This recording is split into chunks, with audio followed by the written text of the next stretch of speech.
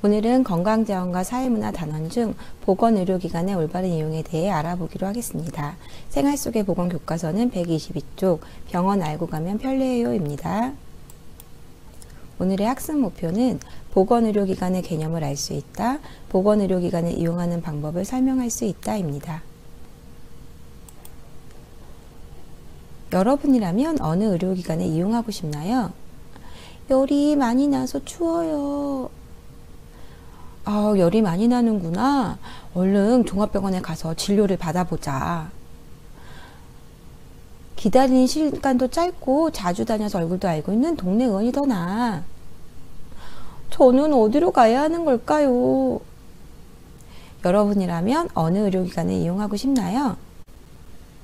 보건의료기관이 무엇인가요? 보건의료기관은 보건의료인이 아픈 사람을 위하여 보건의료 서비스를 제공하는 곳입니다. 예를 들어서 보건소, 병원, 약국 등을 의미하죠. 보건의료인이란 사람들의 건강을 위해 질병을 예방하고 치료하며 건강상담을 하고 회복 및 재활을 할 수 있도록 보건의료 서비스를 제공하는 사람들입니다. 의사, 치과의사, 한의사, 간호사, 조산사, 약사, 방사선기사, 임상병리사, 물리치료사, 응급구조사 등이 있죠. 선생님이 방금 보건의료인에 대해서 설명을 드렸는데 좀 더 구체적으로 알아보도록 하겠습니다. 이 그림책은 종합병원에는 의사 선생님만 있을까라는 책으로 을파소 출판소에서 나온 책이에요. 이 책의 내용으로 선생님이 좀 더 구체적으로 알아보기로 하겠습니다. 응급차에는 누가 타고 있을까? 여기 보시면 응급구조사라고 되어 있죠. 그래서 여기 환자분이 다쳤어요. 그래서 응급구조사가 이렇게 환자들을 구급차에 실어서 이렇게 옮겨드리죠. 어디로? 병원으로요. 두 번째는 수술실이에요. 여기 보면 집도하는 의사가 있고 보조하는 의사들이 있고요. 마취하는 의사가 있고 옆에 간호사도 함께 수술실에서 참여하고 있습니다. 다음은 병동 스테이션이에요. 병동 스테이션에는 주로 간호사가 있고요. 여기 보면 의사와 환자가 설명을 듣고 있는 모습도 볼 수 있습니다. 여기 좀 더 하는 일을 보면은 약에 대해서 샘플링한 거군요. 약이 아니라 샘플링한 혈액에 대해서 이렇게 적고 있는 거네요. 정리하고. 그 이분은 노트북에 환자와 관련된 기록을 작성하고 있고요. 여기는 재활치료실이에요. 재활치료실은 몸이 자유롭게 움직일 수 없는 환자들을 위해서 좀 더 나아진 상태로 활동할 수 있도록 치료하는 곳인데요. 작업치료사, 언어치료사, 물리치료사 이렇게 다양한 사람들이 일하고 있습니다. 다음은 건강검진센터인데요. 우리가 평상시에 건강상태를 확인하고 초기에 병을 발견한다면 병을 좀 더 빨리 치료할 수 있겠죠. 그리고 더 몸이 나빠지지 않고요. 그래서 여기 건강검진센터에 처음에 이제 입구에 들어오면 안내하시는 분들이 안내를 해주시고요. 각각의 실별로 전문가 선생님들이 여기에 있습니다. 그래서 누가 있나 보니까 그 엑스레이 촬영하는 방사선사가 있고 또 혈액을 체열하고 소변검사 같은 걸 하는 임상병의사들이 있습니다. 약재실에는 약사가 있는데요. 우리가 약사는 환자의 처방전을 살펴보고 무슨 약이 얼마만큼 필요한지 확인하는 역할을 해요. 그래서 여기 앞에서 환자한테 약을 주면서 설명을 하는 역할을 합니다. 조금 우리가 선생님 자세히는 얘기는 못했지만 우리가 의사 외에도 여러 직업군이 병원에 있다는 것을 알 수 있어요. 이 보건의료기관의 종류와 이용 방법을 알아보아요. 보건의료시설은 설립 목적, 하는 일의 범위, 진료하는 사람이나 방법에 따라 종류가 매우 다양합니다. 여기 보면 공공의료기관과 민간의료기관으로 크게 두 가지로 나눌 수 있고요. 또 의료인은 의사, 치과의사, 한의사, 간호사, 조산사가 있습니다.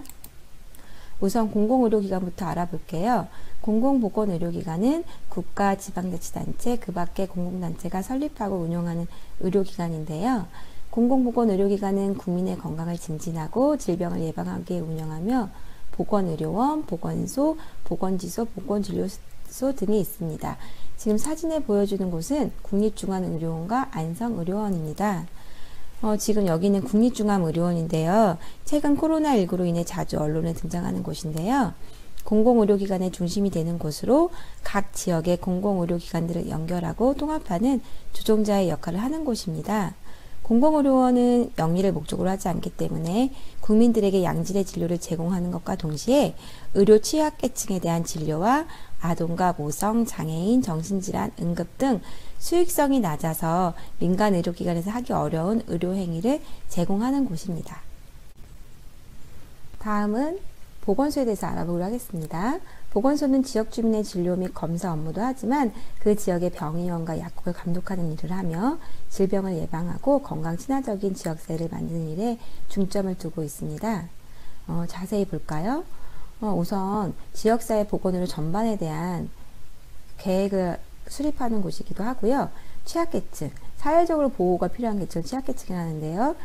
장애인이라든지 노인 이런 분들을 위한 취약계층 건강관리를 하고 있고요. 정신보건사업은 치매 노인 관리라든지 우울증, 청소년 건강관리 이런 정신보건사업을 하고 있고요. 감염병 예방 및 관리는 예방접종 같은 거 여러분 알고 있죠? 이런 거라든지 지금 같은 경우는 코로나19가 그 지역사회에 발생했을 때 역학조사도 하고 검사도 하고 이런 거를 하고 있습니다.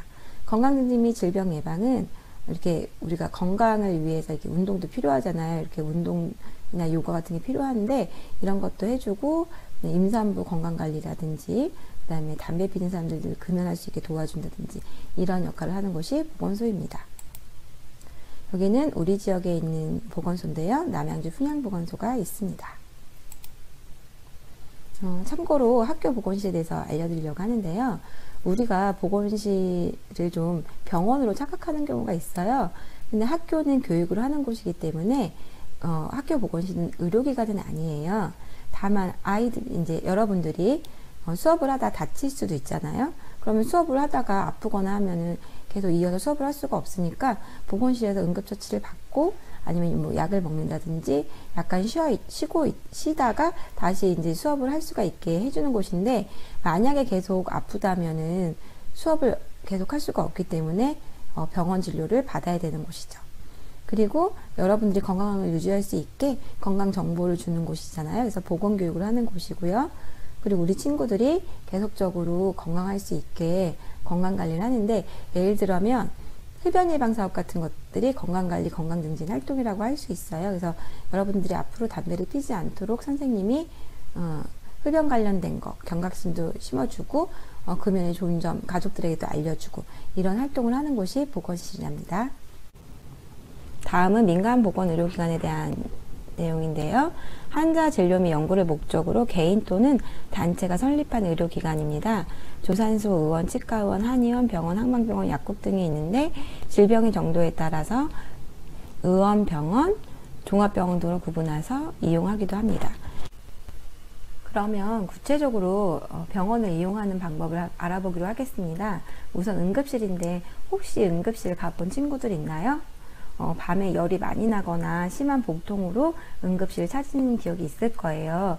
응급실은 말 그대로 응급 환자를 위한 곳이기 때문에 우선적으로 응급 환자부터 치료를 해줘요. 그래서 여러분들이 만약에 가벼운 감기나 이런 걸로 응급실을 가게 되면 여러분보다 더 위중한 환자가 있는 경우는 그분부터 먼저 치료해요. 그래서 저 사람 나보다 늦게 왔는데 왜 먼저 치료해 주는 거야 라고 생각할 수 있는데 응급 환자를 우선으로 하는 곳이기 때문입니다. 그래서 사람들이 응급실에 너무 많이 가면 응급 환자를 치료하기 어렵잖아요. 그래서 응급실은 비용도 일반 진료보다 많이 비쌉니다. 그래서 가벼운 감기나 복통의 경우는 동네 의원을 이용하시면 되는데요. 동네 의원에서도 의사가 심각한 질병이라고 판단하면 더 위에 상급병원으로 보냅니다. 상급병원은 종합병원이라고 하는 곳이죠. 그래서 여러 진료과가 골고루 갖추고 있고 복잡한 치료가 필요한 환자를 진료하는 곳이에요. 그래서 가벼운 환자가 또 종합병원을 너무 많이 가면 안 되기 때문에 동네 의원을 주로 이용하셔야 되고요. 그리고 종합병원에 갈 때는 동네 의원에서 이분은 여기서 치료할 수 없어요. 좀 암이 걸린 것 같은데요. 이런 경우라고 해서 의뢰서 같은 걸 써주면 종합병원에서 치료를 할 수 있습니다. 그래서 국가는 국민들의 건강을 유지 증진시키기 위해서 보건의료기관을 이용할 때 각각 그러니까 동네 의원, 그 다음에 종합병원, 또 상급 종합병원 정도를 이용할 수 있게 정해주고 있습니다. 그래서 거기에 따라서 각각 진료비가 다른데요. 동네 의원은 훨씬 진료비가 저렴하고요. 종합병원이나 응급실은 진료비가 훨씬 더 많이 나오게 됩니다. 이거는 아까 봤던 이제 종합병원에는 의사 선생님만 있을까라는 책에 있는 내용인데요. 응급 환자가 태어나기까지의 과정이 이제 나오는 건데, 응급구조사가 환자를 데리고 오면요, 의사가 확인을 하고 또 필요한 검사를 하라고 하면 임상병리사, 방사선사가 검사를 하고요. 다시 의사가 검사 결과를 보고 환자에게 필요한 치료를 해요. 그에 따라서 간호사가 의사 처방에 따라 약을 주고 환자 상태를 살피면서 의사에게 필요한 내용을 다시 전달을 하겠죠. 그리고 재활 치료를 하고 또 거기에 필요한 약을 처방을 하고요. 그리고 이제는 퇴원하셔도 괜찮아요 라고 의사 선생님이 이렇게 확인을 하면 퇴원을 하게 됩니다. 질병에 따른 진료과를 한번 알아볼까요? 내과예요. 내과는 우리 몸속 내장기관에 생긴 병을 약으로 치료하는 곳이고요. 소아청소년과는 신생아부터 청소년의 시기까지의 질병을 치료해주는 곳입니다. 외과는 수술을 이용하여 환자의 질병이나 상처를 치료해주는 곳이고요. 정신건강의학과는 정신질환을 비롯한 다양한 정신문제를 진단하고 치료해주는 곳이에요. 정형외과는 뼈와 관절과 관련된 증상을 치료해주는 곳이고요. 안과는 잘 알고 있죠? 눈의 상태를 살피고 관련된 질환을 치료해주는 곳이에요. 신경외과는 뇌와 척수 등 신경계의 질병을 진단하고 수술로 치료를 하는 곳이고요. 이비인후과는 귀와 코, 입과 목에 관련된 질병을 치료하는 곳이에요. 그래서 뭐 소리가 잘 안 들린다면 이비인후과를 가겠죠. 피부과는 피부에 나타나는 모든 질병을 치료해주는 곳이고요. 비뇨의학과는 소변을 만들어 배설하는 기관과 남성 생식기관에 생기는 질병을 치료해주는 곳이에요. 국민건강보험제도에 대해서 알아볼까요? 국민건강보험제도는 국민들이 서로 위험을 분담하고 필요한 의료 서비스를 받을 수 있도록 하는 사회보장제도입니다. 국민들은 평소 자신의 소득 수준에 따라서 보험료를 내고 이를 국민건강보험관에서 관리하는 건데요. 예를 들어서 어떤 암에 걸리면 굉장히 진료비가 많이 나오잖아요. 근데 우리가 평상시 자기 소득 수준에 따라서, 그러니까 많이 버는 사람들은 좀 더 많이 내고요. 적게 버는 사람은 이제 적게 내서 일정한 보험료를 계속 꾸준히 내면 내가 그 암에 걸렸을 때 뭐 500만 원이 나오더라도 실제로 의료보험 통해서 뭐 10만 원만 내고 진료를 받을 수 있도록 하는 게 국민건강보험제도예요. 이를 통해서 국민의 전체적인 보건관이 향상이 되고요. 또 사회보장제도의 하나니까 사회보장 증진과 복지가 증진이 되는 거고요. 의료비가 한꺼번에 많이 나가 경제적으로 큰 타격이 될 수 있는데 그걸 분담해 주겠죠. 그래서 전체적으로 국민 생활의 안정을 도모하는 것이 국민건강보험제도입니다. 어느덧 정리하는 시간이 됐습니다. 다음 문장을 읽고 맞는 것은 O, 틀린 것은 X로 표시해 주세요. 이거는 구글로도 다시 한번 나갈 예정입니다. 1번, 가벼운 감기는 동네 의원에서 진료를 받습니다. 2번, 보건실은 교육기관에 해당합니다. 3번, 국민건강보험료는 소득 수준과 상관없이 동일한 보험료를 납부합니다. 자, 마음에 정했어요? 정답 공개할게요.